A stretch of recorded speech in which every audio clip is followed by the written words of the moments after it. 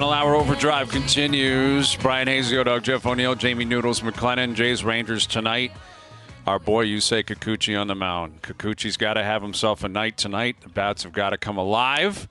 Yeah. And it's a big one tonight. You lose tonight, man, it's going to be a weird vibe around this team because now you're going into the fourth game of a four-game series just trying to salvage anything. Trying to avoid getting swept. You know, we could be living in that world like 4 hours from now where the Jays are talking about trying to avoid a four-game sweep to the Texas Rangers. It's been an ugly start, first two games of the series. So CJ Nitkowski will join us later in the hour to tee that up. Play with some jam, Hazy. Yeah. Play with some jam. Come alive. Yeah. Well, you guys were talking about Vladdy being a gamer. I read on Twitter, Vladdy's already out there. He was out there early BP, going over video and stuff. At least he's putting the time in. Maybe he breaks through here tonight. Obviously, they need it. But, he's not hiding from it. When you struggle, sometimes you're in a slump, guys show up late. You kind of like – it's almost like you don't want to go to the park. You don't want to go to the I rink. have an appreciation for that. I do. It's like some things aren't going well. Be the first guy out there. It's not like doing it for show. Like Lowry, whoever did that, where they're out at midnight 1 a.m. shooting free throws where just people were watching. It's like, you don't have it, try to fix it. That's your job. Yeah. End of story. No, and it's kind of wild that in pro sports today, that is something that is almost unexpected to an extent. Right. But, Vladdy's got he's got a kind of bubbly disposition. He seems like a fun-loving guy, but that doesn't mean he's not there to win and he doesn't want to perform. Like I've never disputed that. I've never come away. Listen, there have been moments where he's not running out of the box, which is completely inexcusable, especially late in September. There's no excuse for you not running properly or, reading a play properly or being careless on the bases, whatever it might be. That can't happen. It shouldn't happen. But again, he shows up and plays every day. He's in the lineup every day. He could go and say, man, I could use a day off. He's not doing that. He's playing. And you mentioned it, Noodles. Like he was at the park like 3 hours ago in the cage, working on his swing, working on BP. He's trying to find it. Him. And they need him to find it. They need him to find it. And he's obviously still hitting third tonight. Bichette's still hitting second. Bichette will DH tonight. He's injured, and you can see it. Like he is nowhere close to 100%. And yet he's such a massive piece of the puzzle. They need him to get going too. He's 0 for 8 in the series. They're collectively 0 for 16, Vladdy and Bichette. And it's not just the offense that's killing them right now, clearly, but they need more from those two guys. So more on that later this hour. Darren Dreger will join us here in a moment, our TSN Hockey Insider. I'm seeing online that I guess the NHLPA is still actively investigating this Mike Babcock situation. So take that for what it's worth. I mean, Boone Jenner issued his statement in joint with Babcock through the team. Johnny Gaudreau said on the record yesterday in Vegas it was all good on his end. But those are only two players. There's other players. And you guys are alumni of the PA. Would you expect them to call every player? Is that like the routine here? You'd call everybody and wonder what was going on? If you're going to do a thorough investigation and you're going to look into it, you're going to probably call every member of the Columbus Blue Jackets. That kind of would be the proper thing to do. I don't know. But you would expect think of the world we live in. Think of the world we live in right now. If it's just like, we take the statement for face value, we take this. Those two guys said it's fine. Well, you got to talk to 20 other guys. You got to at least get a lay of the land. And the active investigation might be, hey, we're going to put a little time into this. Well, they don't even have to let the findings of the investigation, but the league has to take a look. Cover themselves. Because if something ends up coming out of this 2 weeks from now and the league just kind of waved at it and said, yeah, no, we're good. Like they said it was fine. Nowadays, as we've seen, and there's some bad examples out there, we've seen things get pushed aside or, people's word get taken for it and it comes back to bite you. So I would fully expect only just investigation, just based on making sure everything's good and you move forward. That's the cost of business today. The only thing that can happen here, guys, is if the details of the accounts of what went on come out different to people from the NHL or the NHLPA that were portrayed in the media. then you're going to have a spicy meatball on your hands. Right. Darren would know more. And Mike Babcock he's entitled to his own explanation too, right? And his own defense in this. Here's Darren Dreger, our TSN Hockey Insider. How you doing, Dregs? Yeah, I'm doing well, guys. How are you? Good. Good to have you back after a long summer. And, man, you're walking right into the fire here with this Babcock story, man. We were just saying, I saw online, I think Katie Strang had tweeted out that the PA is still actively investigating. So regardless of the statement from Babcock and the Jackets and Boone Jenner and what Johnny Gaudreau said publicly, doesn't sound as if this story is officially over yet. No, it's not over. But I would say this, we don't know as a collective media how many things that the Players Association would investigate on an annual basis. There are lots of things that are reported either internally or externally that are investigated team by the PA, and they just never make headlines and never surface, and doesn't make it right or wrong.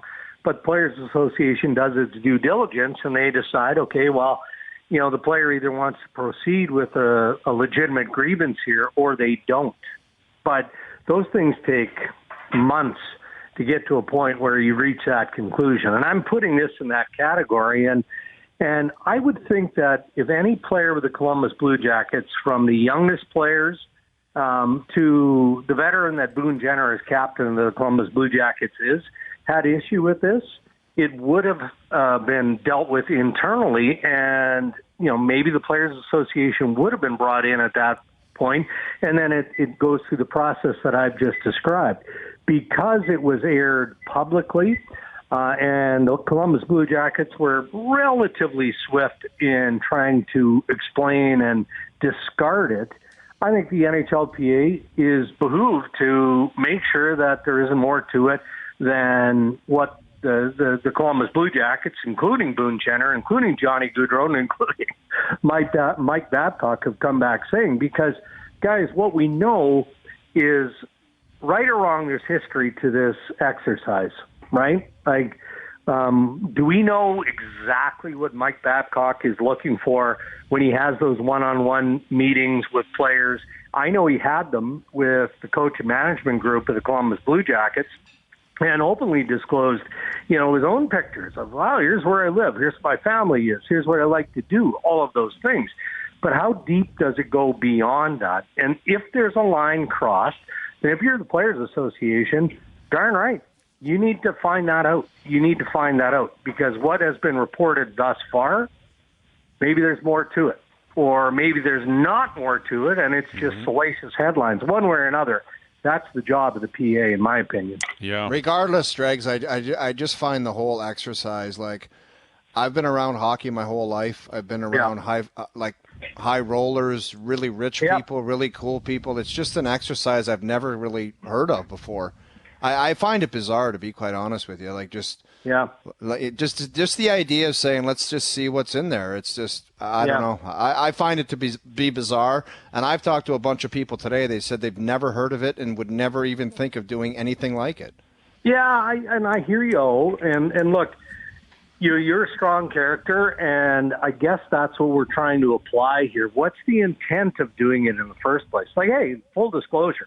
I've known Mike Babcock for 30 years. Now, I haven't communicated with him in a few months, but we're, Western Canadian guys. I've sent him pictures of fish that I've caught, and he sent me pictures of standing in a deer stand, things like that, where you're sharing life experience.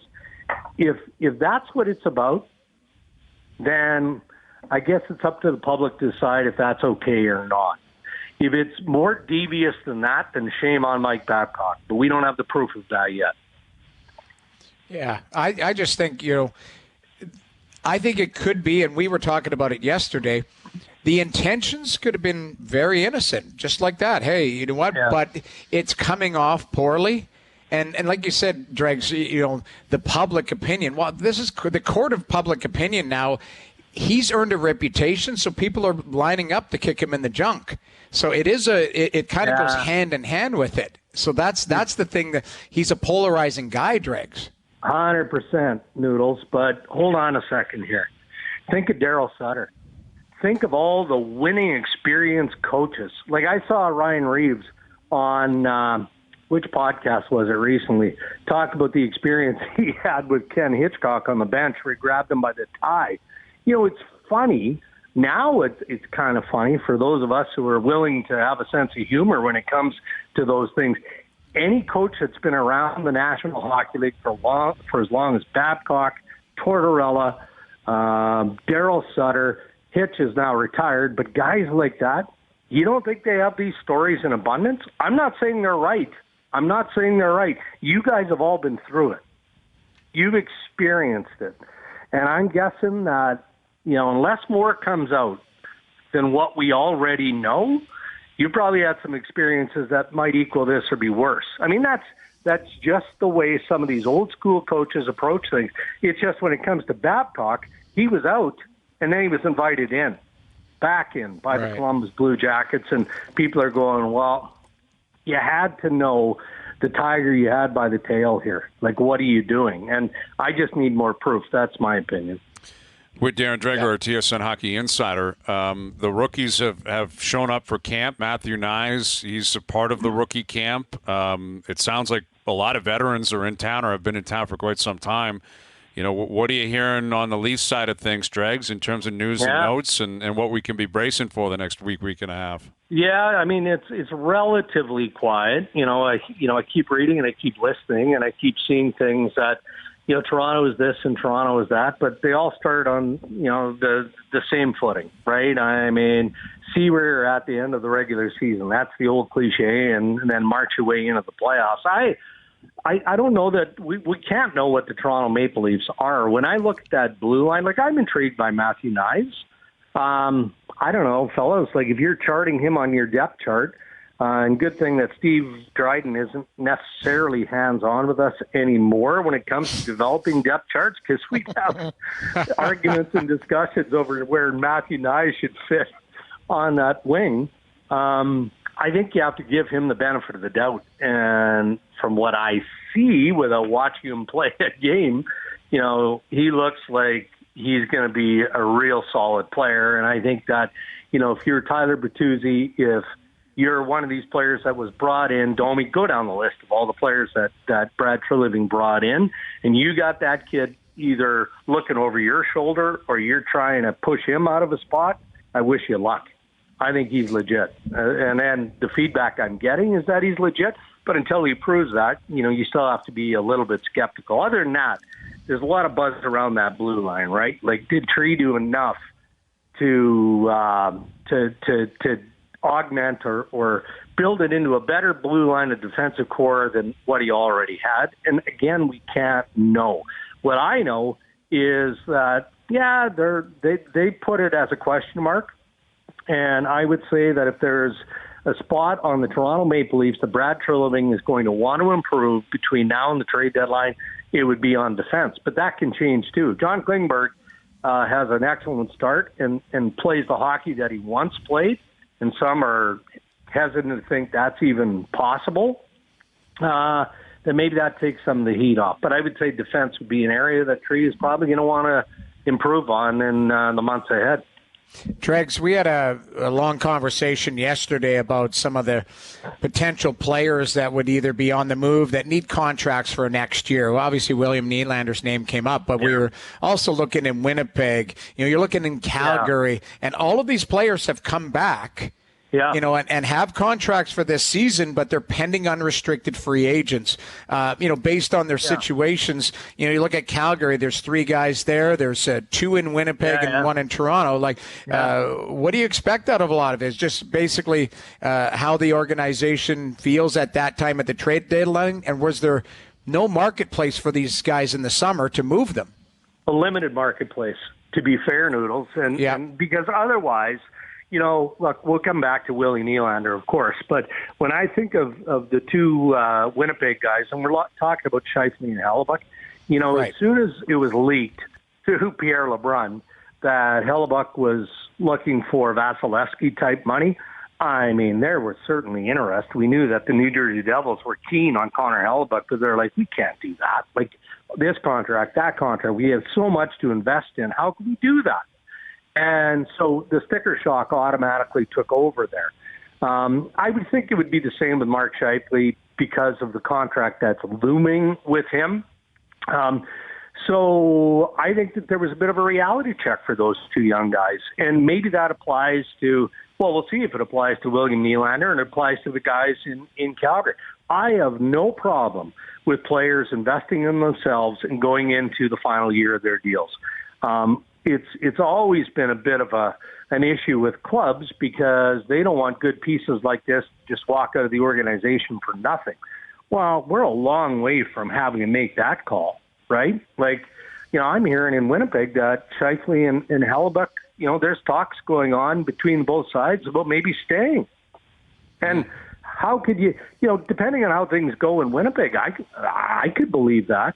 William Nylander is now in Toronto. He's now in Toronto. So Willie is in control of his future, not the agent, not his family. So he's having face-to-face conversations with Austin Matthews, with John Tavares, with his buddies in Toronto. And chances are he's going to bump into Brad Treliving a number of times in the foreseeable future. Maybe if he looks at an 8-year contract at $9 million per, 72 schmil total, that's not such a bad thing when he looks in the bigger picture. All of that stuff plays itself out, but sometimes, and I do appreciate the approach of both the players now and the teams, you just need to get to whenever the bell blows to make that call. So it's a gamble. Of course it is on both sides, but I like the approach of all of these guys. So, Dregs, is like the Nylander camp and Leafs management just going to say we're just not addressing the situation this year, and then it's just then you don't have the scenario where every day they're asking Nylander, they're asking Tree, and we're asking you about it? Yeah. I don't think that they'll be as blunt to say, that we're going to shelve it until the end of the year. I think that's foolish business by both sides, right? Like, what if all of a sudden, Willie doesn't shoot from the gate and he's struggling at Christmas? Well, does that change his value? Well, it might if you're in a hard negotiation. I think they have to keep things amicable. I haven't heard that from any of those camps. We might. I mean, if there's a deal that's tabled before the start of the regular season, be it Nylander or any of the players that we've talked about here, and it's not good enough, then that's where the agent steps in and says, you know what, let's just shut it down. But I haven't heard that from this group yet. Darren, what do you think the vibe is down the 401 in Ottawa? Michael Andlauer, who I think I know him. He's a great guy, and he's in there as the owner now. Yeah. Is it like you better make the playoffs this year, or is it he wants to wait and see? Or I know the players are saying the right things, and they kind of feel like they showed up the goaltending. Is it just playoffs or bust, or what's the mood there? No, it's very positive, and I think it's full throttle. They've got a couple of pieces that they want to look after here, and I suspect that they'll get that done sooner than later. Pinto comes to mind. Beyond that, how are the pieces of this puzzle going to stay in play here? You've got some other issues outside that are kind of swirling about. Andlauer wants to get this deal done.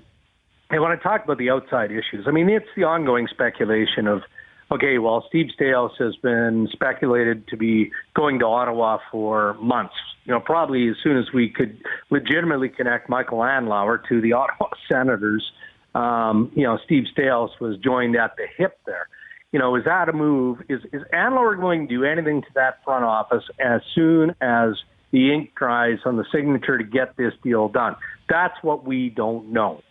In the meantime, you've got Pierre Dorion, who continues to do his work. So I think for the most part, aside from ownership, the off-ice has been done. But I think it was Frankie Corrado recently that talked about Ottawa being curious to him in terms of hotspot teams and hotspot coaches and things like that. And, I anticipate that Ottawa is going to have a strong year. Let's see how their start goes. But what if they don't? Does Andlauer get twitchy? And does that then put full crosshairs on Pierre Dorion? And does DJ Smith ultimately become a target down the path? I mean, those are the questions that we're going to kind of focus on if things don't go well from the start for the Sens. Yeah, and I think the players are watching closely too, right? Like you got a new owner, but it doesn't affect your day-to-day job. I mean, you guys speak about this all the time. The owner, it doesn't affect how you practice, how you're game planning, or whatever. But there are some guys who have been there for a while, and there are guys who have committed long term, right? Like Kachuk is committed, Stutzler's committed, now Sanderson's committed, and it's on them to get the job done. But yeah, I would think if that's your young core, you're probably looking at ownership, and I guess in conjunction with whoever is going to be in management. And at this point, it's Pierre Dorian, and no reason to believe Pierre's going anywhere. No, how do we invest in everything else? And how much money are you going to pump in, and how do we get this thing rocking? I think it's really exciting, though. I think it should be a very exciting time in Ottawa. Right. I think so. And Noodles can speak to the goaltending there. I mean, I'm intrigued by it, but not in a negative sense. I think, there should be a decent battle there. For any team, it's about good health, right? Like if Josh Norris can stay healthy, if all their guys can stay healthy up front, man, they should be rock solid. I think they're going to be a fun team to watch. I do. And I think that the ownership and all that stuff is more of a sidebar at this point. Well, their start is key, and they've had 3 terrible ones in the row. Yeah. That's and you get injuries, you get all these things, you can have all these excuses. Couldn't get a save from Matt Murray for 2 years in a row. But at the end of the day, you're up. The Atlantic is a juggernaut. Like you've got, Pacific ended up being by the end of the year, but the Atlantic was all season long. And if you expect some of those teams to either take a step back or give away points, you've got to find a way to do it. And I was looking at their schedule. I think 13 of the first 17 they play at home, which is a favorable schedule. You've got to find a way, Yeah. So all the lip service, and we've talked about it, Hayes, you say it too. You got to back it up. They got the contracts, the core's all signed. Now you got to go out and prove it. You got to go out and do something, because it's hey, we won the off season again. Hey, we did all this. It's what you do on the ice, and there should be no excuses. You got to find a way to get to that next level if you're the Senators. Yeah, no question. Well, we'll see. I mean, we're getting there soon, right, Dregs? It is hockey season. Or it sure feels like it anyway. So hey, you guys are in mid-season form. I feel like I'm kind of still in training camp, but you guys are 15 games deep right now. We're ready. Dregs, we had something, and it was at the 4:00 hour. Who's the biggest head in hockey? Who had the giant? It's not really the biggest head. It's who kind of reflects. Hockey head. Hockey. We were calling it hockey head, and I was Eric Lindros, he had hockey head. It was just chiseled jawline, big head, and it was because we were originally talking about Nyes, and I'm that he's got a hockey head. It's a big head, sunken eyes, good looking dude, kind of a big schnoz, big nose, and a hockey head. Can you think of a guy? Yeah, I can't think of a guy, but I shouldn't say it because I watched a video of the poor bugger today. He can't even walk. Is Jesse Puljujärvi. Yeah. Puljujärvi. He's got the hockey head. He's got the hockey head. And his helmet doesn't even the fit. Joker smile. It's crazy. Mm-hmm. But I should retract that because, again, if you guys didn't see that video, I don't know what he's going through, but he was pushing around on a walker in a story that I read out of Finland. It's no good. That's not a good sign. That is not a good sign. Yeah, he's. I mean, it's going to take him a while to get back to playing hockey because he had the surgery. So it's going to, and he's unrestricted too. So it'll be interesting to see how it unfolds. I texted Ruddy quickly and asked him, I said, who is the player that you played with or against that had the biggest head? And right away he wrote back, he goes, Mark Fistrick. He goes, every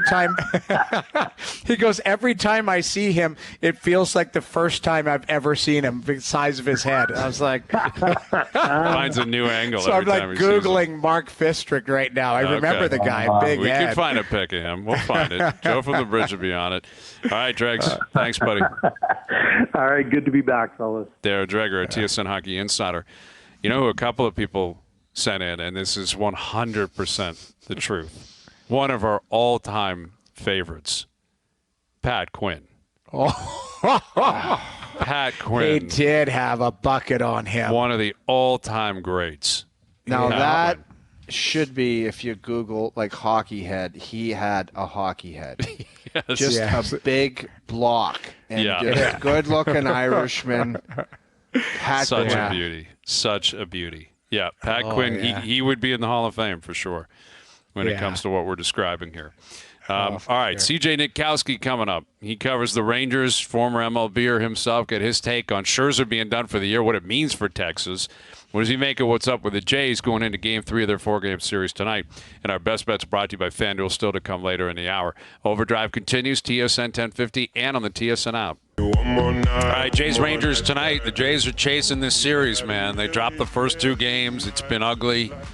And you got to get after it tonight. You say Kikuchi on the mound, Montgomery on the mound for the Rangers. Kevin Biggio not in the lineup tonight.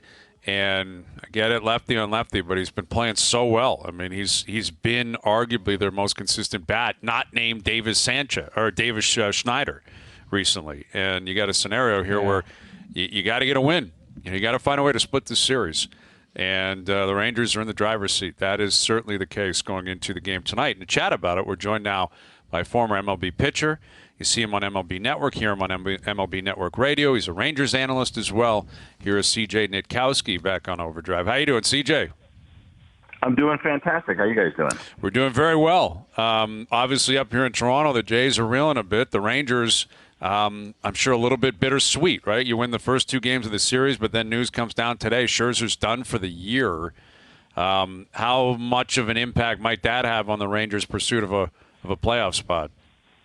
Yeah, it's a big one. I mean, there's no two ways about it. It was a really big acquisition for them at the deadline. So was Jordan Montgomery, as you mentioned, who's going tonight. They've also been without the full version of Nate Eovaldi for a while, and he was in the Cy Young conversation before he went on the IL a couple of months ago. I know he's back, and I know that we'll see him tomorrow night, but no rehab assignment. He's still kind of building up his pitch count. So you start thinking about the top of the rotation. Of course, Jacob deGrom already hurt, and it becomes a real concern for the Rangers. Now, I guess the good news is that they do have depth, and they built that depth in and a couple of starters that are in the bullpen. I'm not sure what direction they're going to go just yet. They have some time, but they do have some left-handed options, and guys like Martin Perez and Andrew Heaney and even Cody Bradford to fill that spot. So at least they're not caught necessarily with their pants down and don't have fill-ins, but replacing a guy like Max Scherzer is tough, and you start thinking about trying to get to the postseason, and if you do get there, having top-of-the-rotation starters who have been there and done that are huge, as we all know,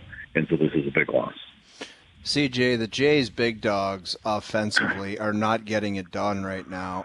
How does that affect starting pitching? Does it kind of tweak your mindset a little bit knowing that that's going on, where you say, I mean, everybody wants to be dialed in all the time, but when guys are struggling offensively, what does it do to the starting pitchers?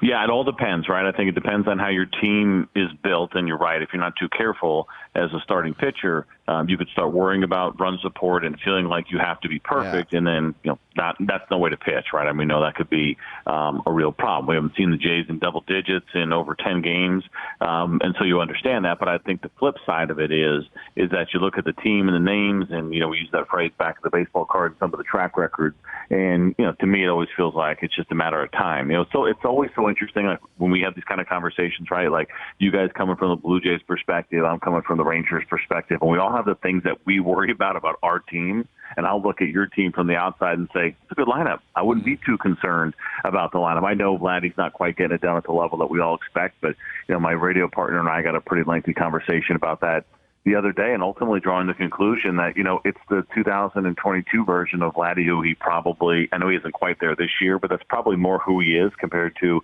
when he nearly won an MVP, the year prior to that one. And so maybe tempering the expectations a little bit. I know he hasn't been very good here lately, but just kind of overall big picture. But I'm looking at George Springer over his last 11, some pretty good numbers. You guys mentioned Davis Schneider. What a great story that has been. Biggio has been good. I know he's not in the lineup tonight, and I'm with you on that one as well. Go ahead and let the lefties play. He's got good numbers against them. But, from a starting pitching standpoint, sure, if you're not careful, you can start to feel like you have to be perfect, but you're going to get yourself in trouble trying to do that. Well, conversely, if you're Jordan Montgomery tonight, I mean, you just mentioned it, the names pop out. Springer into Bichette into Guerrero is something, in the spring, I think starting pitchers would say that's going to be an issue for us. George has been good lately. Bichette's still hurt. He's struggling. He's 0 for 8 in a series. Vladdy is really in a bad place. He's 0 for 8 with 4 strikeouts. Like, collectively, Bichette and Vladdy are 0 for 16 in the series. Montgomery can't possibly cheat them, but if you're in his shoes, like, are you feeling somewhat confident that you can get them tonight, or are you waiting for them to inevitably break out at some point, and it could be at your expense? Yeah, and the thing with him, too, right, is that he's trying to get back on track a little bit as well. The home runs have creeped up on, a lot of pitchers, quite honestly, with the Rangers. And Toronto's always been a tough place to pitch. I don't know his personal history there. Listen, you can never start the same way, right? And you're attacking teams and expecting the best version of them. And if they don't show up, then that certainly works in your favor. But you make no assumptions. And the flip side of that is if I'm looking at the Blue Jays over the last 3 or so weeks, I just pull this one up and take a peek at what they've done against lefties. The numbers are really good. 298 as a club, 827 OPS. They've done a nice job against left-handed pitching, and Jordan Montgomery is a left-handed pitcher, and so that's the upside there. Really good on base, like most of the numbers that you want to see are there. Outside of the power has not been there, and hitting the ball out of the ballpark against lefties. Only Schneider's got multiple home runs over those last 3 weeks I was talking about. But there are some good batting average numbers. There are some good on base numbers. Guys have been getting it done. A lot of doubles in there for this team over that time. So I think Jordan Montgomery looks at that lineup, and yeah, I think momentum does matter, and that's why you advance scout and you look at the last couple of series and see what the team is doing. Obviously, 2 games in, you get a free look at them as well. But I would say ultimately, these guys are good big league hitters, and they've had some success against lefties, and so I'd be a little hesitant. CJ, if I had told you after the All-Star game where Alek Manoah was mic'd up and yelling out punchy, punchy, punchy, and having a blast and being a stud, and if I had told you shortly after that he would be in the predicament that he's in right now, what would you have said? Yeah, I think we're all floored by it, quite honestly, and disappointed too, because he's such a great kind of big personality. We all got to look at that nationally last year with him, and then to see the struggles, first of all, that was a really big surprise. We did wonder a little bit going into the season, would he be affected by the pitch clock? I know that's been a story that's been out there, bigger guy, having to work quicker. We've seen it. We saw guys early in the season really struggle with the pace sometimes in those big innings, getting away from them. And so I think we did see some of that with him. I think it's probably a fair assessment of what's kind of gone on with him. But then to see how it's kind of fallen apart, it's sad because, again, he seemed like a really likable guy from the outside, and nobody likes getting sent down. And you just got to bite the bullet. I mean, you have a reputation at stake. It's not just this year. I think it's, having this now stain kind of on your career and hearing about not reporting because you felt like you should have gotten sent down. And then, of course, thinking about your team. Like, it comes across selfishly. I know that the Jays have some really good starters and they have good names, but if at some point, they could have used him and he's not ready because he didn't report to AAA, I mean, that's just brutal. It's just, makes a bad teammate. I get he's going through some personal stuff. But if you're in that organization, if you're a fan of that organization, you need guys to be ready. There's no going to the outside of the organization to get any help if a need arises. And if there was a spot for him, he's not going to be ready for it. And that is just really, really disappointing. With CJ Nitkowski, Jays Rangers tonight, and obviously we talked about Vladdy and Bichette, and they are the Jays representative of the Seager-Simeon 1-2 punch. I mean, Bo and Vladdy hit second and third in the lineup, Simeon leading off, Seager hitting second, but these two have been phenomenal. And I believe they signed in the same offseason for massive money in Texas. And that's the middle of your diamond, and this is what I guess you pay for, right? CJ is like Seager's got a 6.6 wins above replacement. Simeon's got a 6.4, and they're the leaders of this team, and they're performing like it. They are, yeah. $500 million you get what you pay for, at least so far right now. Last year was interesting because it was their first year with the team, and we had the shortened spring training coming off of the lockout. And, you kind of watch those guys and you can pick up on it pretty quickly. I know you guys had Marcus in Toronto, and both are really likable guys, but also very quiet, right? And I think when you go to a new organization, if you're a little bit of an introvert, it takes some time to get comfortable, no matter how good of a player you are. And we did see them get off to slow starts last year. They were both pretty honest about the fact that it all seemed like it came together really quickly, right? They signed, we go into a lockout for 99 days. 3 weeks, no contact with the team, 3 weeks of spring training, and off we go to start the season. And they've both gotten off to slow starts, and I think just took a little while to get comfortable. This year has been a completely different story. Got off to really good starts, both putting up really nice numbers. It was great. Corey was on the IL a couple of times, and even then, he's having this huge season, and you just start to dream a little bit about what a full season of health would have looked like for him. But either way, it doesn't matter. They're right in this thing, and they have those guys performing at the very top. They're highly respected around the game, and so far it has been a really good move by the Rangers. Yes, it was a huge, huge investment, but they have reacted when this team has gone bad. And prior to them signing here, the offense was a disaster. It was a more than 100-loss team for them, and they addressed it in a big way, and it's working out really well. Year 2 for both of them, as you mentioned, 10-year deal for Corey Seager and a 7-year deal for Marcus Semien. Man, that's a lot of money. A big commitment. But as of now, in Texas. Yeah, so it's even more. Exactly. He is CJ Nitkowski. Enjoy the rest of the series, the rest of the season. We'll do it again down the road. Thank you for this. All right, sounds good. See you guys. CJ Nitkowski of MLB Network and Rangers analyst, former MLB pitcher himself. Who's the pitcher from the Mets, the stud, DeGrom? They gave him a load, didn't he, too? They gave him a ton of money. He blew his arm out like almost immediately. Everyone knew that was coming. Everyone knew that he was, sadly, damaged goods. I mean, it just wasn't going to work. He could never stay healthy in New York, and he didn't stay healthy in Texas. But Semien and Seager were back-to-back. They were, I think, within days of each other signing. Yeah. And $500 million. Yet the two of them, man, they're playing like that's the money you're looking for, right? Like that's the money you're worth. I know it's crazy money in the real world, but Semien's been great, and Seager, when he's been healthy this year, has been an MVP. Really, like if he's going to finish with 110 games played or something, he probably takes himself out of the race. But if the Rangers made the playoffs and he was playing every day, Seager, I think, would run away with the MVP in the American League.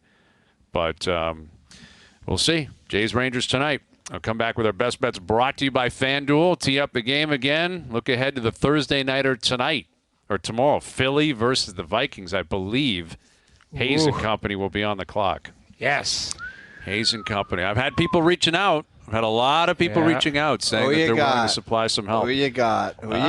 Who's been calling? At this point, I'm riding solo, I think. I think I'll ride solo going into this week. Dude, you're 0-5. That's fine. I had two brutal games to pick. I am personally 0-2. You know how lucky you guys are? Like how Bills you gotta stop with you guys are 2-0.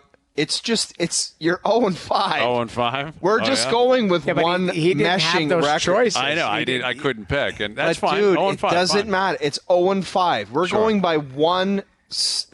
You want to do that? Standing this year. It's just this is what it is. You're 0-5. We're 5-0. 0-5.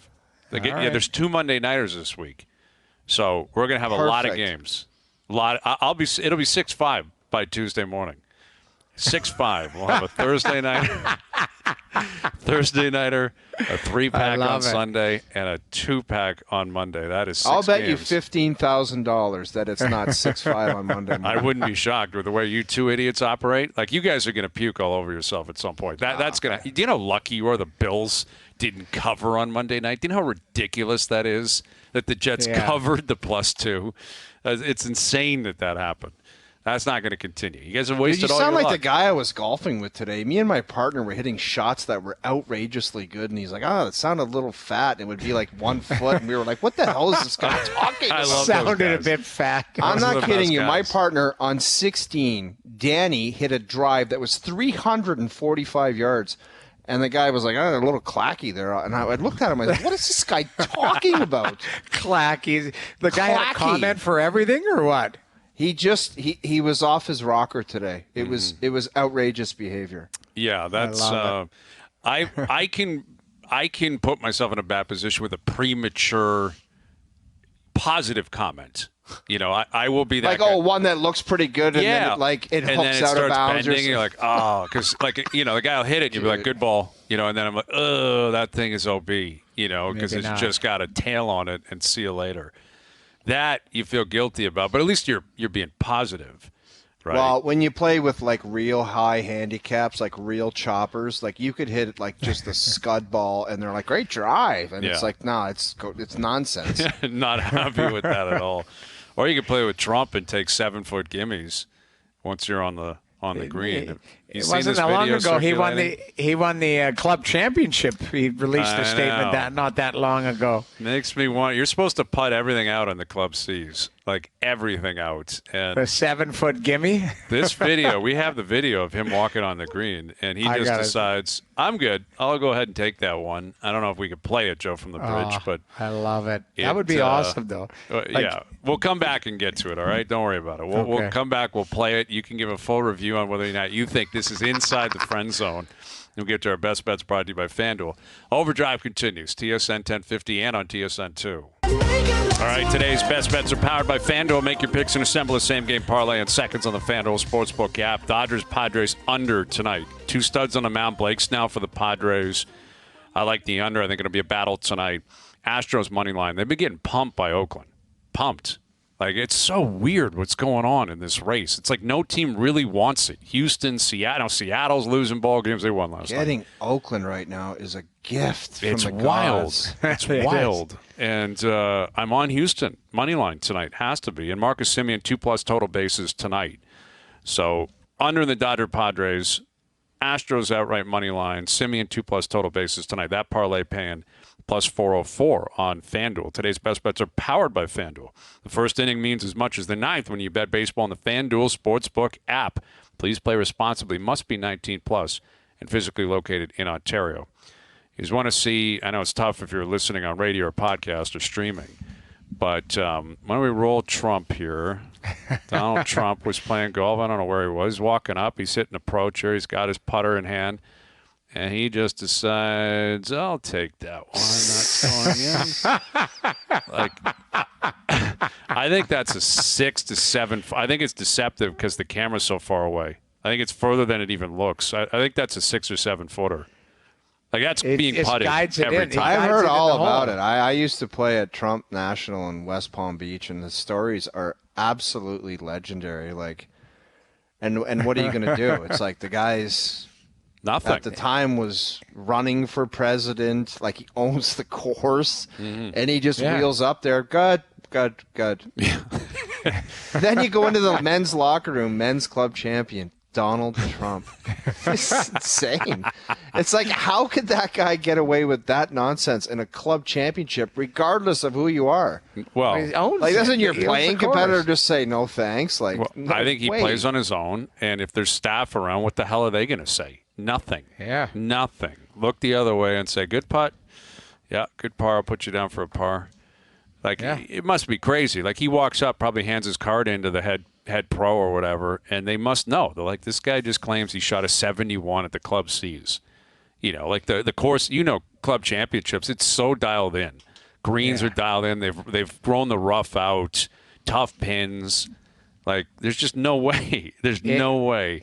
You're winning that every single year. Is that a good track? Is it a good course? Like, it's outside of the outrageously good. Like, outrageously good. Mm-hmm. With some luxury items that are so uncalled for. Like the cart paths are all like these slabs of this luxury stone, and it's like you could just pave it and make a cart path, but it's beyond good. Like, it's so good. He's got a bunch of courses that are legit, like, unbelievable stud courses. Of course. And, they're out of the rotation, right? He's got the one in Scotland. Is it Turnberry he owns? Yeah. I think he owns Turnberry, which is, like, one of the great historic courses, and it's been in the Open Championship circuit for years, and it's out now, right? They're like, well, we're not going to have it there. And disappointed because it's a great course. And that's the course I walked. I was invited to play. Remember, I went with the Pongers group, and I just walked it. It was insane windy. That you wouldn't play. Insane. Disgusting.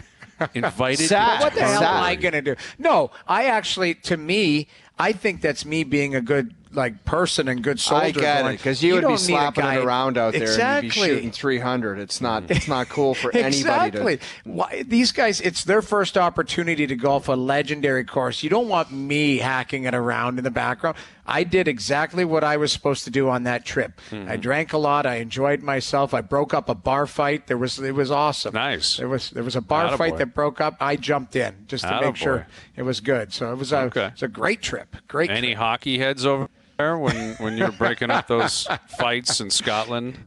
You know what? Jeff Brown was over there. He's a hockey head. He played. He was a defenseman. His son Logan played in the end. He's a hockey head. He was over there.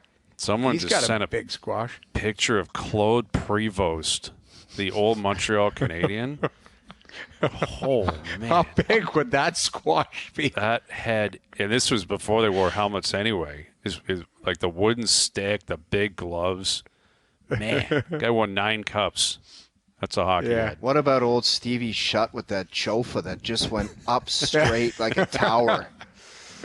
Yeah, there was some. That's a good one, too. Steve Shutt. There's some great ones, man. Great ones. Well, we appreciate all the interaction today. There he is. Look at Claude. That guy is a warrior. Yeah. 9-time Cup winner. 9-time Cup winner with a hockey head like that. We love it. All right. Thanks to everyone behind the scenes for helping out today. Everyone for tuning in. TV, radio, podcast, web. We appreciate it. We're out of here. Enjoy your evenings. Enjoy the games tonight. We're back tomorrow at 10-0 come Monday, 4 p.m. We'll chat then.